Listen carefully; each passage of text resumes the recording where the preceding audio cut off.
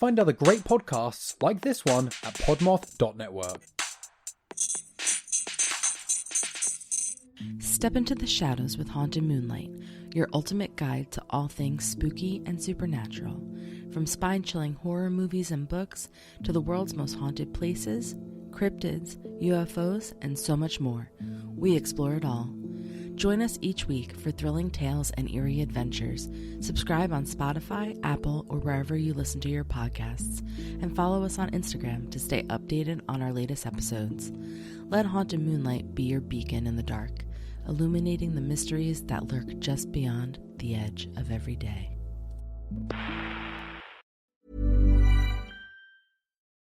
Hey, I'm Elise Hugh, host of the podcast TED Talks Daily. For more than 20 years, Paylocity has been leading the way with cutting-edge work solutions like on-demand payment, which offers employees access to wages prior to payday, flexible time tracking features, which enable staff to clock in and out through their mobile device, and numerous other cutting-edge solutions that simplify collaboration across HR, finance, and IT.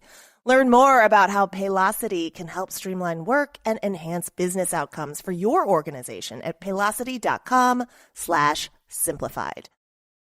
What if I told you that right now, millions of people are living with a debilitating condition that's so misunderstood, many of them don't even know that they have it. That condition is obsessive compulsive disorder, or OCD. I'm Dr. Patrick McGrath, the Chief Clinical Officer of NoCD. And in the 25 years I've been treating OCD, I've met so many people who were suffering from the condition in silence, unaware of just what it was. OCD can create overwhelming anxiety and fear around what you value most, make you question your identity, beliefs, and morals, and drive you to perform mentally and physically draining compulsions or rituals. Over my career, I've seen just how devastating OCD can be when it's left untreated. But help is available. That's where NoCD comes in. NoCD is the world's largest virtual therapy provider for obsessive compulsive disorder. Our licensed therapists are trained in exposure and response prevention therapy, a specialized treatment proven to be incredibly effective for OCD. So visit nocd.com to schedule a free 15-minute call with our team. That's nocd.com.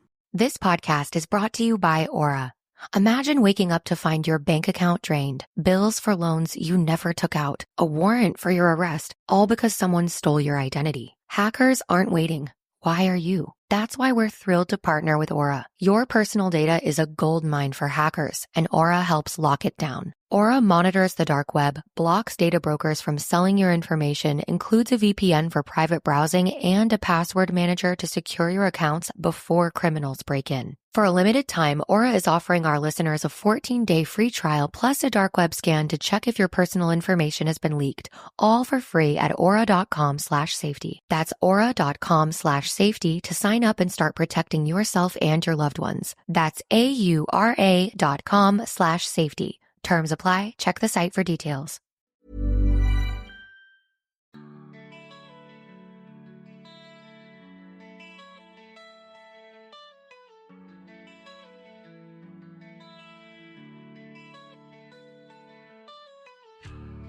Hello, everyone. Hi. This is Rowan and Pine, our little chit-chat corner. This is something new that we're trying. So if you like it, let us know. If you don't like it, you can also let us know, because something new and we would like feedback. Yes, and this is our way of getting more content to you, because we know you guys wait for like one big episode a month and then our pine cones, but like sometimes it's nice to just have something on your feed that you weren't expecting. Yeah. And then it's fun because we get to talk to each other even more. Yeah. So Emily had this idea that because we're such folklore and mythology nerds, and we're always sending stuff to each other, that we would take these things that we find in these discussions that we may never get a whole episode out of, and just discuss them and talk about them. And I will post anything that we're referencing visually on the Instagram so that you can have a look there if we're talking about any pictures or anything like that you're like, what? So yeah, because Neve and I tend to just, even before we did the podcast, I'm sure we've talked about this, is like we were always sending each other, oh, did you hear about this weird phenomenon in phenomena? Phenomena? I don't know. But yeah, it's kind of like, did you hear about this weird thing? Like, what's the bog bog specters or something. Do you know what Oh, I'm talking about? the will-o'-the-wisps that were in the bog? Like the little glowing lights? Is that what you mean? Not the lights. There was something that you had sent me, and it looked like somebody was walking, like, in the fog, but there was nobody there. Oh, yes. That is on one of our Instagram highlights. But the point being is that that's something little, and it's something we share with each other, and we decided that we were just going to maybe condense some of those things that we share with each other through the weeks, days, weeks, whatever it is, and we'll just talk about it here. Oh, so I find it. It's called the Brocken Spectre. Yes, now I remember. Yeah, it looks like a person, like a shadowy figure. If you go onto our Instagram and you go to the highlight called Creepy Things, it's the very first one that we're talking about. It's so weird. Yeah, it is super weird. So yeah, these sorts of things that we are interested in, that you guys might be interested in. You should always follow us on the social medias anyway, because we reshare things. And yeah, Neve has become a meme queen, and it's really great. Somebody did comment and say that our meme game is like next level, and I was like, that is the greatest thing you could possibly say. Yeah, because it's all you. I mean, every once in a while I'll send you something. I'm like, yeah, post this on the page. Yeah, you send me stuff. It's mainly you. This whole podcast is like 90% Neve, 10% Emily. But it's like, so Emily and I, we were speaking to each other like we're a married couple. But we were saying that, like, you know, there are seasons of relationships where somebody gives 90% and the other person gives 10%, and then it evens out and then it flips over. So this is the way it works. She's my pod wife. Yeah, we're pod wives. Yeah. It makes it sound like a weird Love is Blind reference. It does. Oh my God. This is my pod wife. But yeah, so let's jump right in. Our working title is Spill the Tea Leaves, so... Get it? Leaves, Rowan, pine. Spill the tea. Yeah. We thought that was clever. Tell us we're clever. Please tell us we're clever. Validate me. I need validation. But I was texting Neve earlier today because last night I saw the musical Hadestown. And if you are unfamiliar... It is a story, it's sort of like a modern retelling of Persephone and, oh my God, Orpheus. I was going to say or not Persephone, yes. Not Persephone and Orifice.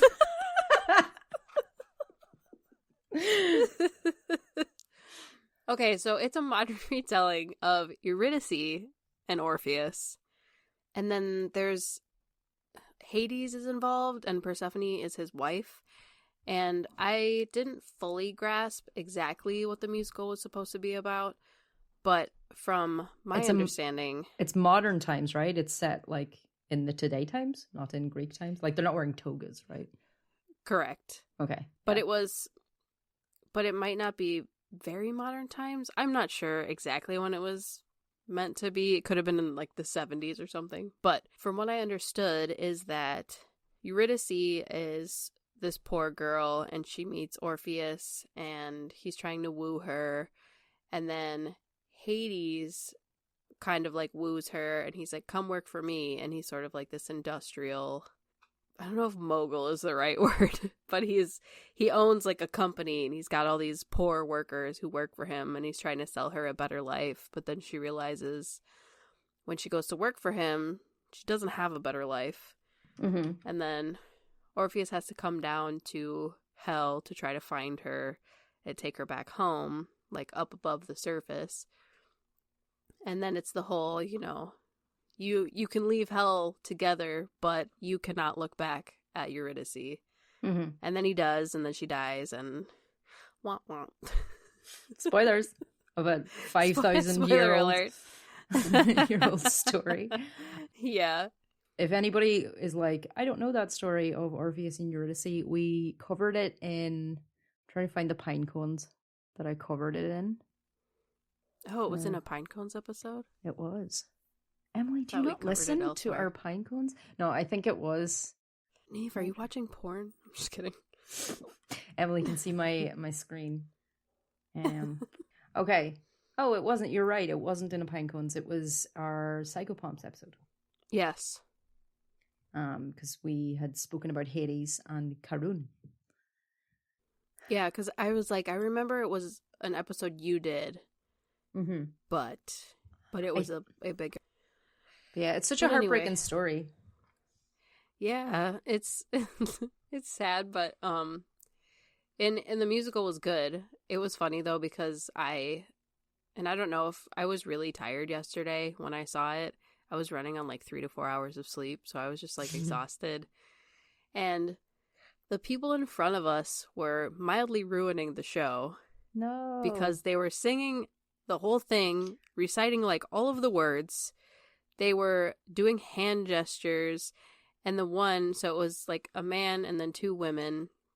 It was a man on the end and then the 2 women on the other side. So there was a woman in between. And she kept looking at her friend and very passionately singing to her. Ugh. Or maybe it was her partner. I don't know. I don't want to make assumptions.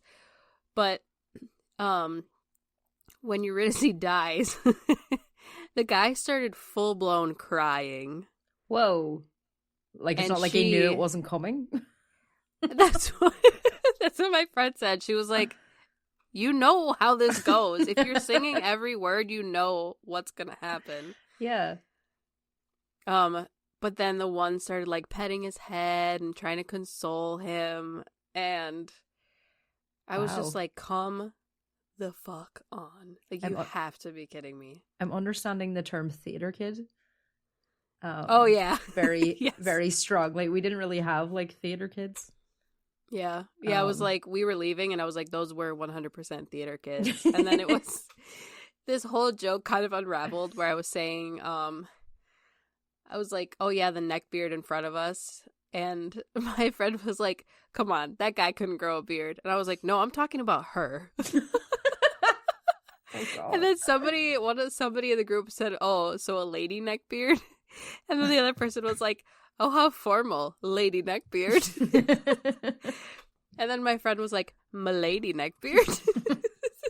But yeah. I've gotten off the topic of the musical. And also she's being mean because they were inconsiderate asses who ruined the musical for you. Yeah, if you're minding your own business. Reason. Yeah. Thank you for clarifying that I'm not just an asshole. You just don't hate theater kids for no reason. No. But yeah, it's like, don't ruin it, because my friend who was directly behind them, she was like, I couldn't see anything, and all I could hear was their like off-key singing. And that's upsetting, and that's so rude to ruin it for somebody when they paid to go see a show that, you know, these very well-rehearsed performers are performing, not you who sings in your living room. Well, it's like we keep saying those things about, like, everyone says the concert etiquette has gone to shit because, I don't know, I've lost count of the amount of videos that I'll see of like somebody at fucking Sabrina Carpenter and there is some like teenager screeching the words and you're just like, it's so entitled, because you're like, everybody paid a fucking fuck ton of money to be here. Yeah.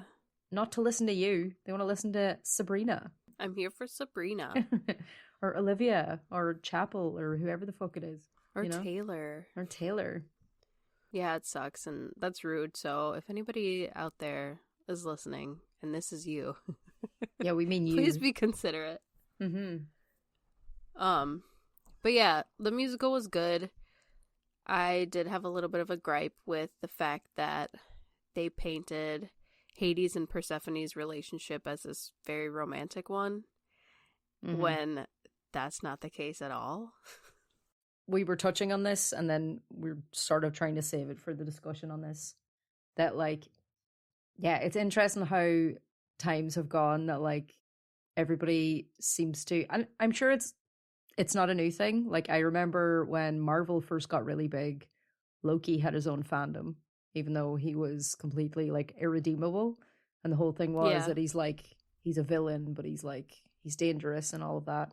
And there will always be people who are attracted to that. Yeah. Because I remember seeing the memes with him and what's his face? Who's the actor who played him? Tom Hiddleston? Yes. And I was just like, this guy looks so fucking nasty with his slicked back hair. And honestly, Tom Hiddleston has a weird hairline. No offense. He does, and his hair was also black, and I think he's naturally ginger, which is why it looked weird. Yeah, it looked very off, and everybody was like hot for him, and I was like, what is happening? Because something's wrong. He looks like ill or something. I don't know. In saying that, though, I was very much a Bucky Barnes girly. But that's mainly because, as I was saying to you earlier, I love enemies to lovers, and I do love like a dark male like anti-hero, but I have to have evidence that they're also a good person. I'm sorry. When you said anti-hero, I was thinking of anti like AUNTI. Because people in Chicago say aunt instead of aunt, which I have gripes with. Yeah, I say aunt as well. But it just That's like, my I was accent. like, oh, like anti-hero. And then I got really confused. That could be my superhero like persona. Yeah. I'm anti-hero. I'm just here to buy you alcohol when you're underage. Oh my god, too Sneaky funny. cigarettes. But sorry, go on. Yeah, but I was saying, like, I was always, and I'm not like trying to start a fandom war here, because Jesus Christ, I'm too old for that. But yeah, I was always like a Bucky Barnes girl, because I don't know if you remember anything or if you know anything about him. His whole thing was, I've never heard that before, I don't think. So Bucky Barnes was the Winter Soldier. Are you familiar with the Winter Soldier? So Nope. He is Steve Rogers, who's Captain America's childhood friend, right? Yeah. Captain America, who's how far back do I need to go here? I was gonna say no. This feels like my brother's girlfriend's mom's boyfriend. Well, it's all this to say, right? Bucky has a tragic backstory because he starts out as this really good guy who protects Steve before he gets all of his superpowers and he's getting picked on. So he's always like that lovely, like big brother figure. And then you think he dies in the first Captain America movie. And Steve is devastated because it's the only person who was nice to him his whole life, basically. But then he comes back and you find out that he was basically abducted by what are essentially the Nazis in the Marvel universe. And he was turned into a super soldier and brainwashed. So he's like trying to kill everybody. And then there's this whole like arc of like Steve trying to get him to remember who he is. But see, when he's evil, he's hot as fuck because he's like jumping on cars and he's got a metal arm, a little bit of eyeliner on.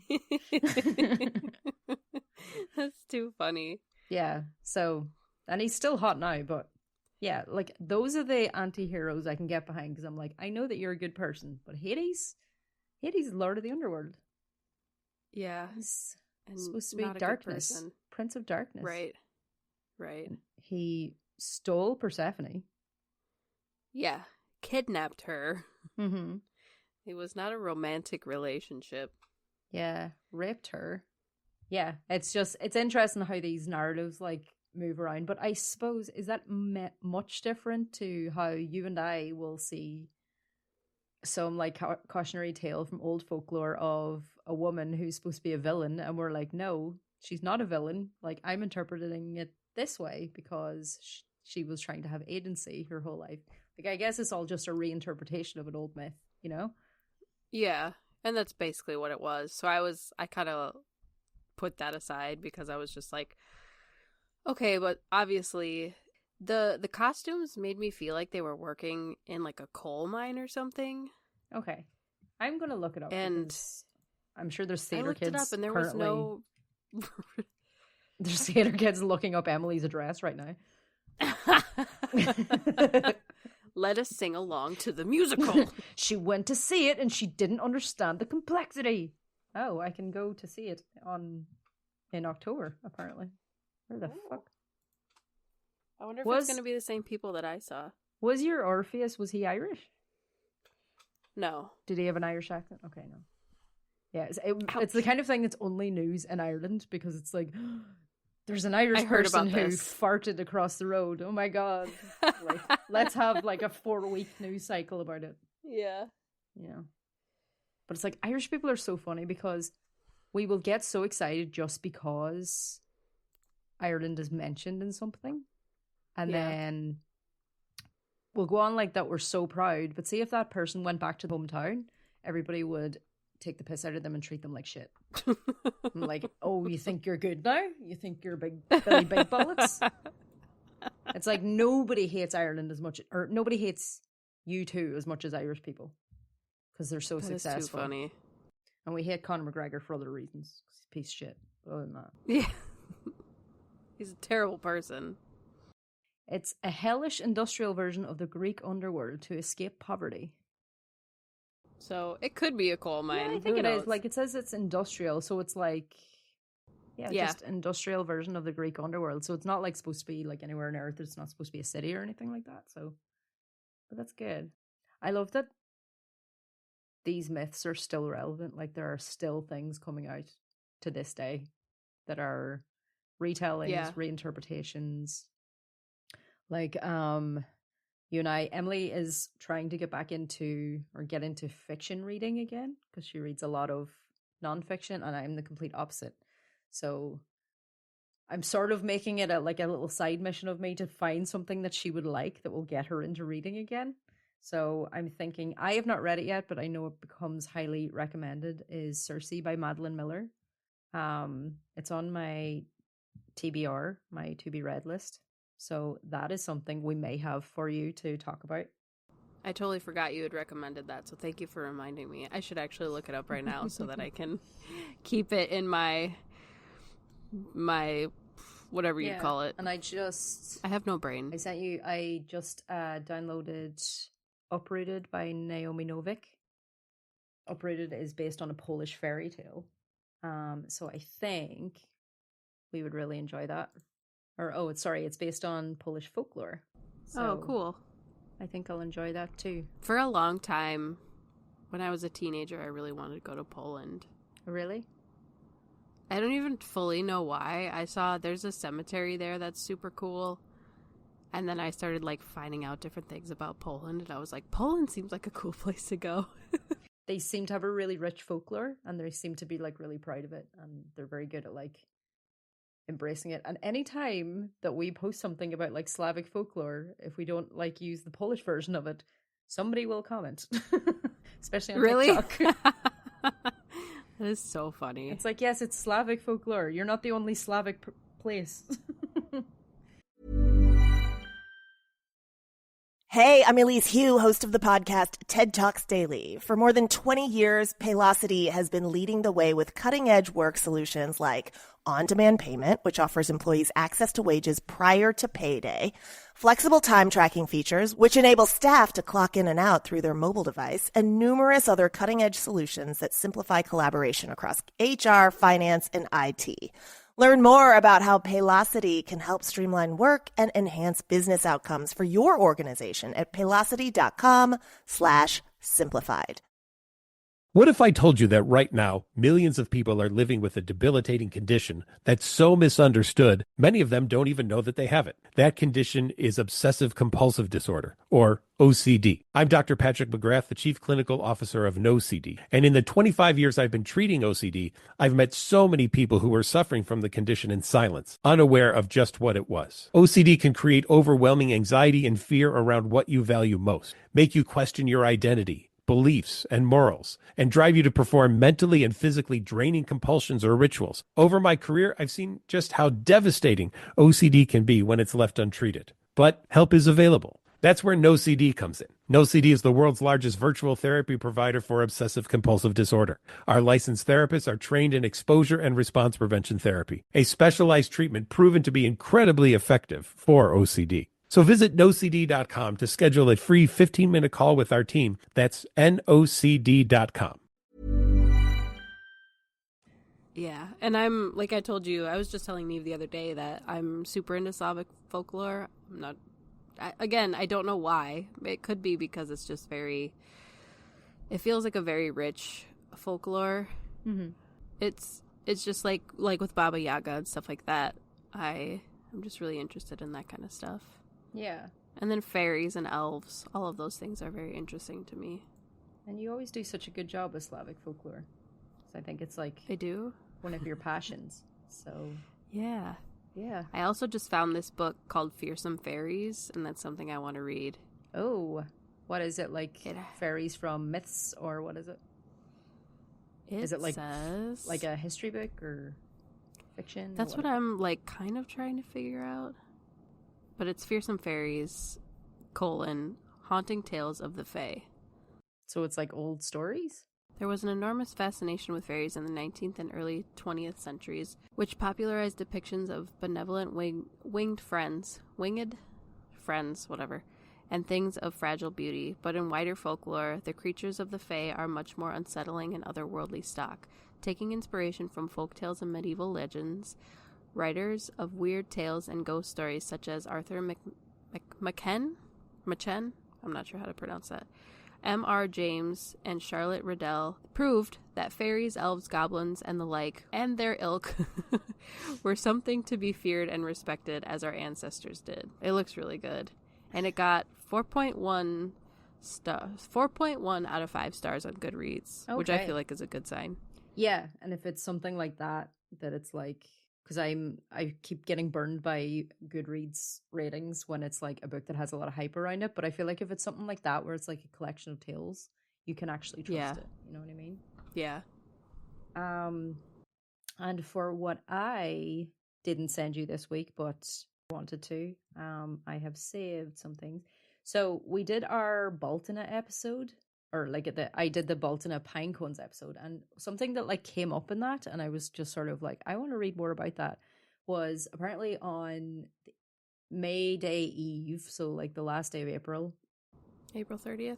Yes, part of the tradition is that you would walk the boundary of your property, and I found that there's a term for that called beating the bounds, and it's actually a huge tradition in England that was adopted by capital T, capital C, the church. Of course. Because of course it was. But I've seen that there are some like pagan practitioners and fairies that have started or not pagan practitioners and witches, not fairies, that have started doing it. So like, see, there's one here. I'm showing Mary one, or Mary. Why do I keep saying Mary? Did I see the word Mary somewhere? Why am I saying Mary? Yeah, I was like, why did you call me Mary? She's got the church on her mind. Yeah. So, yeah, I'm showing Emily. There is this creator called Rycroft Wellness who she uses it to signal the end of her spring cleaning, which is such a cute idea.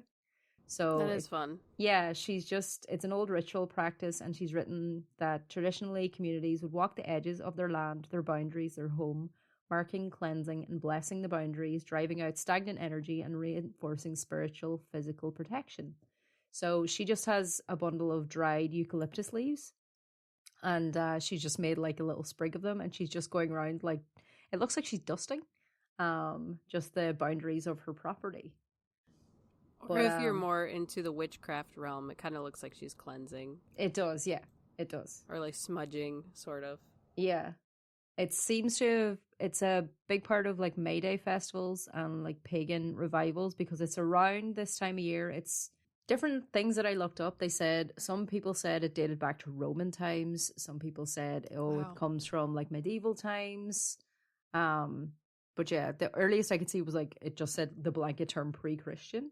But it seems to be, it was similar in the way that like marriage ceremonies were a thing before people were like literate generally, that like the average everyday person. So you had a ceremony because it would mark your wedding day, and then people would be like, oh yeah, I know that they're married because I was there at their wedding. No, but that's super cool, and I have been finding myself wanting to do ritual things, and I'm not sure off the top of my head. I feel like I just have this bounty of knowledge of various things, and I have no solid quotes or anything like that. Yeah. But so what Emily's saying is she wants a coven. So if you're in the Chicago area, yes, and you would like to form a coven.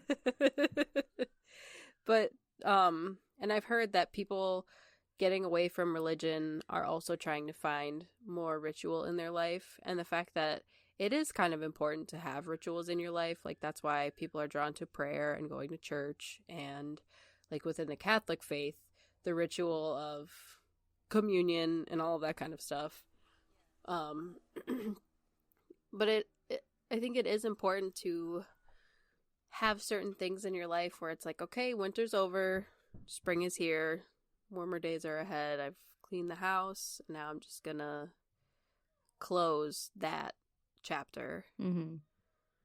Yeah. And so I think things like that are interesting. Yeah. And the beating the bounds thing, I realized I never finished the thought from before about ceremony. So it was like, before, like, maps were like a common thing that everybody would have had, it was a way of reaffirming the boundary of your home. So, like, you walked it once a year. So it was a way of, I can see Xochitl. All of a sudden, I, like, in my head, it was happening on your screen, and then I was like, wait, that's me.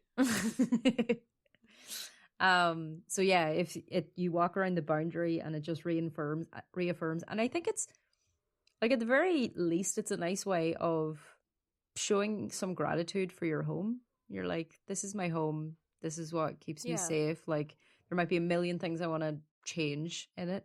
I might walk around here and all I can see is all the bits that need updating or whatever. But it's like, this keeps me and my family safe. And I just want to take a moment and just walk around it. Yeah. And then you are also pleasing the house spirits.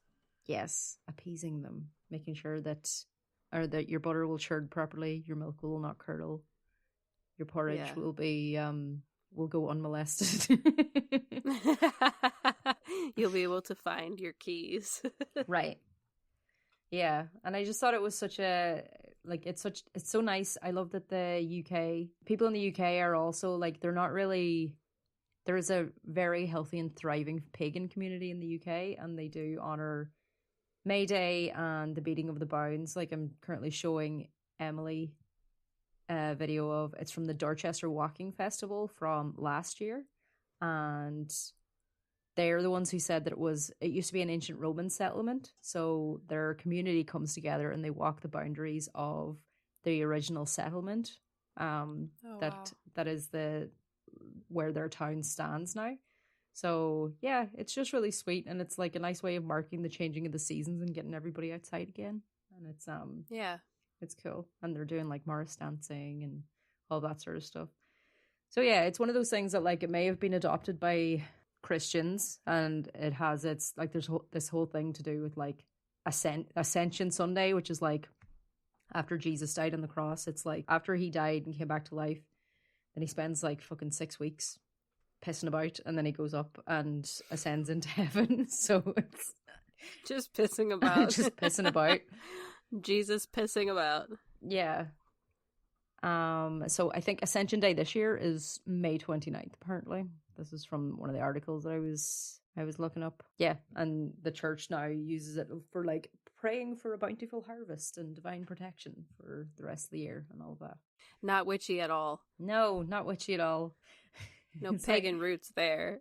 Did I send you the, like, or you might have sent it to me, actually. It was from that Instagram that we always laugh at. It's like the shit that Christian people, it's like silly stuff that Christian people say, and it's just like the people that are doing stuff Christian culture likes. Yes, and it's like, is that it? Yeah, it's people that are, obviously it's not all Christians, but it's people that are doing shit just for likes and memes. And especially as somebody who grew up Catholic, like, we were not taught to be evangelists and to be showy about our religion. Like, praying was something you did in private, and it was something that you were supposed to do. It was just between God and you. It's sort of like making a wish. You don't tell people unless you're praying for them. You don't tell people what you're praying for. There was, like, that one woman, like, a few months back who was, like, writing psalms and scripture in her floorboards, and everyone's like, this is a spell, you know, this is a spell, right? Or there was a woman who was talking about was it blood? I think she was putting blood, like, in the perimeter of her house to keep evil out or something like that, and somebody was like, bruh, that's witchcraft. Oh my god. It's like, you can be spiritual, and, like, it's great that you want to be spiritual and all of that, but, like, you're not making up your own thing. You're just literally doing what the church has always done. You're just borrowing from paganism and witchcraft. Yeah, just acknowledge the truth in what you're doing and don't pretend it's something else. Yeah. Oh, God. Also, apologies if anybody can hear my child screaming in the background. Who knows if the microphone is picking it up or not. But Well, I can hear her, so probably. But like I told you the other day, like she has been the star of this podcast since she was literally in your womb. Yeah, since before. Yeah, if you can Which go is so wild. If you go back far enough in our episodes, you can hear Emily like struggling for breath while her little girl like plays football inside of her. Yeah. Basically. Magical times. Mm-hmm. I'm sure you don't miss that. No, I would never. Although I saw that surrogates can make like a ton of money. You can make like 50 to 100 grand for being pregnant. Whoa. Yeah. And I was texting my friend and I was like, all of a sudden I'm like, was pregnancy really that bad? Well, this is like when I see how much OnlyFans creators are making. I'm just like, yeah. Would I care that my extended family and friends would know? Would I really care that much if I was making 100 grand a month? Like I told you, there's creators out there who try to, I don't know if pandering is the right word, but they try to like appeal to the nerd community and dress up as mimes and drink tea and things like that. And I'm like, I am not above dressing like a mime and drinking tea for some money. Yeah, I would do it. Fully clothed? Come on. Yeah, if you wanted us to dress up as witches and say mean shit to you, we'll do that. You can pay us to do OnlyFans. Yeah. Have me call you Mary. Yeah. Yeah, if you want Shut us to up, do Mary. some... That could be our insult now. Shut up, Mary. Yeah, if you would like us to dress up as witches and do some light financial domination, where you give us money and we tell you your dick is small. Write to us at rowanpod@gmail.com. Send us a picture of your small dick to whoa. No. I don't want that. Neve doesn't want it either. She just got carried away. And on that note, maybe we should end this here.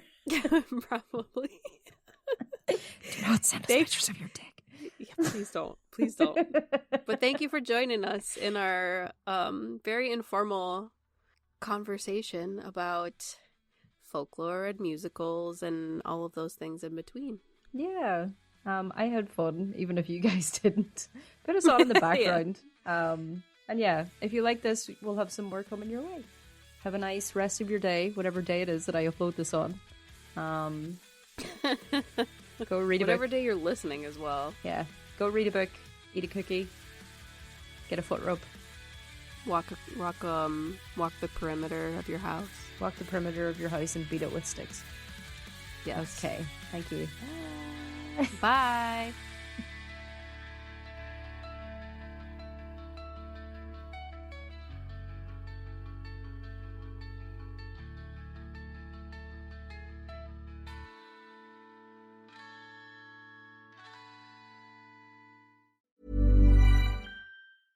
This is Paige DeSorbo from Giggly Squad. Boost Mobile is no longer that prepaid wireless company you remember. They've invested billions into building their own 5G towers across America. With Boost Mobile's networks, customers enjoy the speed and service they'd expect from the big three. Plus, groundbreaking benefits you'd only get from a true challenger of the industry. Boost Mobile will let you try the network risk-free for 30 days. So visit your nearest Boost Mobile store or find us online at boostmobile.com today. Hey, I'm Elise Hugh, host of the podcast TED Talks Daily. For more than 20 years, Paylocity has been leading the way with cutting-edge work solutions like on-demand payment, which offers employees access to wages prior to payday, flexible time tracking features, which enable staff to clock in and out through their mobile device, and numerous other cutting-edge solutions that simplify collaboration across HR, finance, and IT. Learn more about how Paylocity can help streamline work and enhance business outcomes for your organization at paylocity.com/simplified. McCrispy strips are now at McDonald's. Tender, juicy, and its own sauce. Would you look at that? Well, you can't see it, but trust me, it looks delicious. New McCrispy strips, now at McDonald's. Ba-da-ba-ba-ba.